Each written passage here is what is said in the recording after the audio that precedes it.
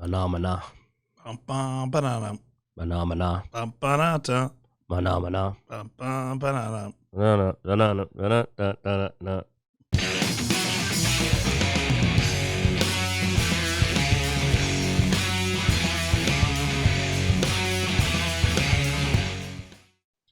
All right, welcome to Dicejunkies. I'm here with Barely alive, Q. Barely Alive Q, and on Skype. The Super Builder Blood Axe. All right. Square Enix president says its Japanese studios shouldn't try to imitate Western developers. And we were actually talking before the show about good Western RPGs. Skyrim probably being the biggest franchise that's popular. Elder Scrolls, yeah. Elder Scrolls being the biggest franchise from Bethesda. But Square Enix, like I said, stated that the company's Japanese studios shouldn't try to make games aimed specifically at Western players. And I was actually glad to hear this because, I mean, when we fell in love with Square Enix, it wasn't for them targeting Western players, you know. It was their stuff being translated and brought over here so we could actually play them. And we fell in love with that style. So I hate to see, it's the same thing. We've talked about Disney trying to target China and Asian countries, how that's not how you're going to get them. People didn't talk about American movies because they were targeting those other countries. They talked about American movies because they like the American style movies.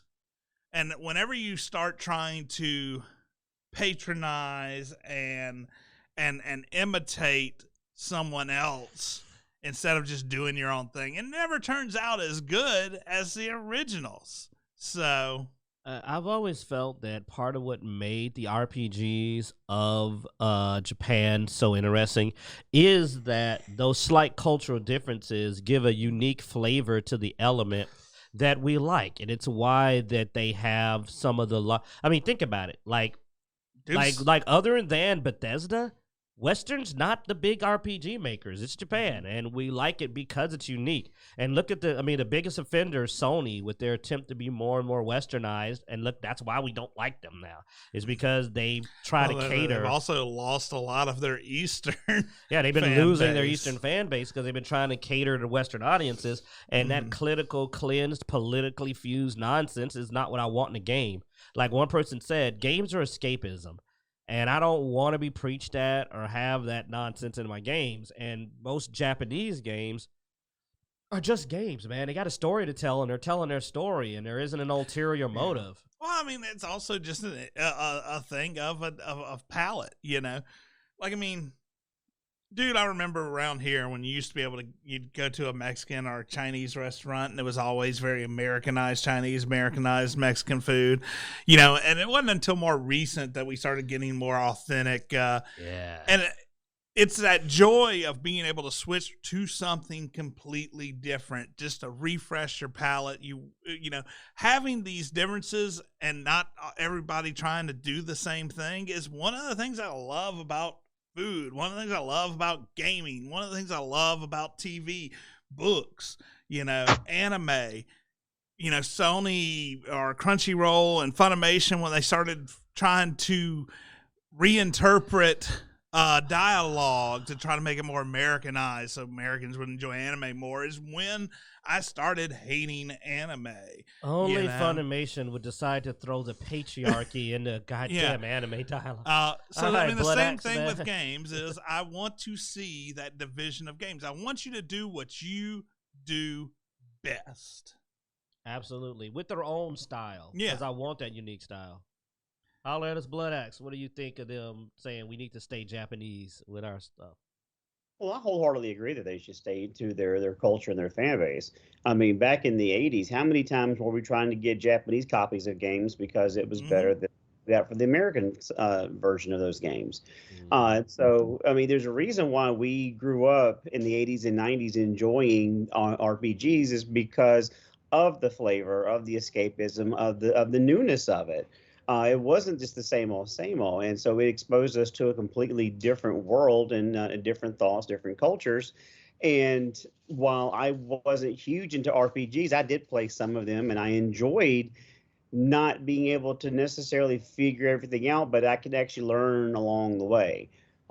So I agree, just like with anything, whether it be films made here in the States for an American audience versus Japanese making games for their culture and their audience.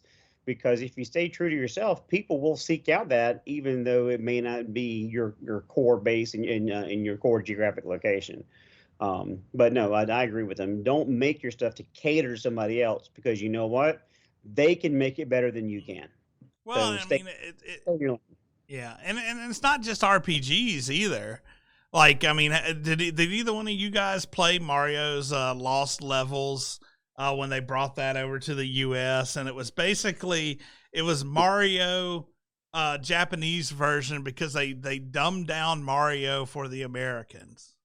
Oh man, that's a shame. I never played that. Yeah, and it wasn't hard. I mean, it was a little more complicated, but it was fun. I enjoyed playing it, and it sort of pissed me off. It pissed me off when I remember as a kid when I got Lost Levels. I was like, "What is this?" And it was like, "Oh, well, these are the levels that we took out because of stupid Americans." You know. Dude, Rival Schools too, man, where they kept taking stuff out because it was, beyond our little American mind. Yeah.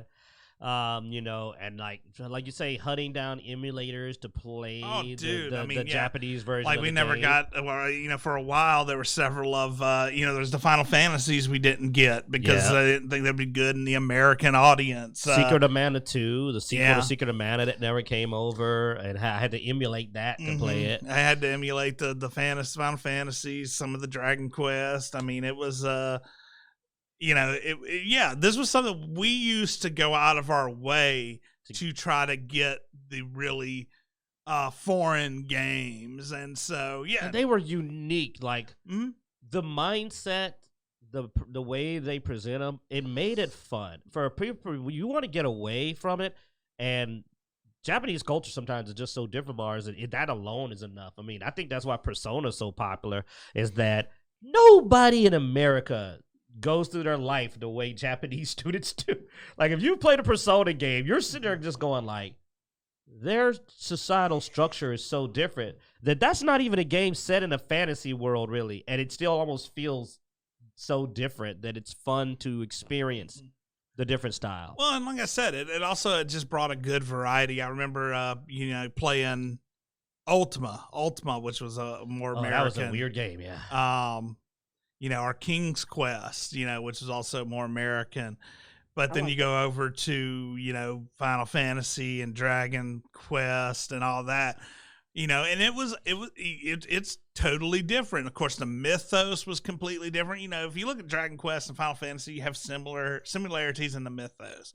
If you go over to Ultima, though, it's more about, it sort of has a Christianity sins type. So you get to later games where it's like, you're in space now. Well, I'm in a spaceship flying to Ultima. So I mean, there's very very culturally different ways of storytelling there, and it was refreshing to be able to switch between those. Absolutely. Nice to have Blood Axe on the show today, and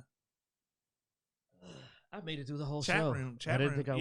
Yeah. No, we weren't sure if you were gonna make it, but you made it. All right, guys. Thanks for watching.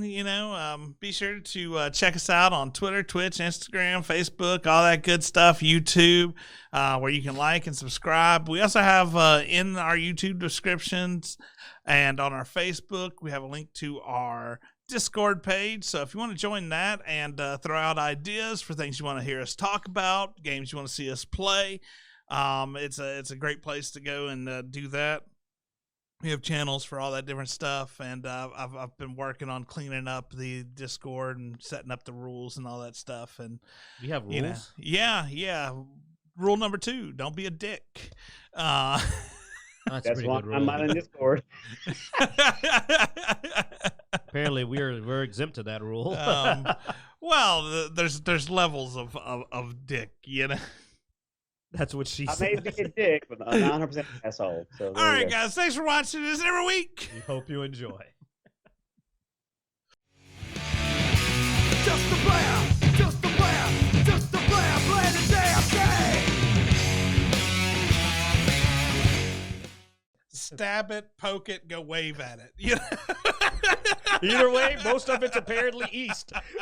Most of us want to head east to get it done. All right, and that's Dicejunkies for you.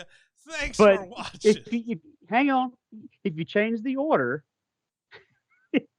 if you wave at it, Poke it and then stab it. Okay. poke it, stab. We're not welcome. We're not welcome overseas anymore. Dicejunkies, no one trusts us to go overseas. Like, we don't know what they're here for, but we don't think anybody's going to enjoy Oh my it. God. Like,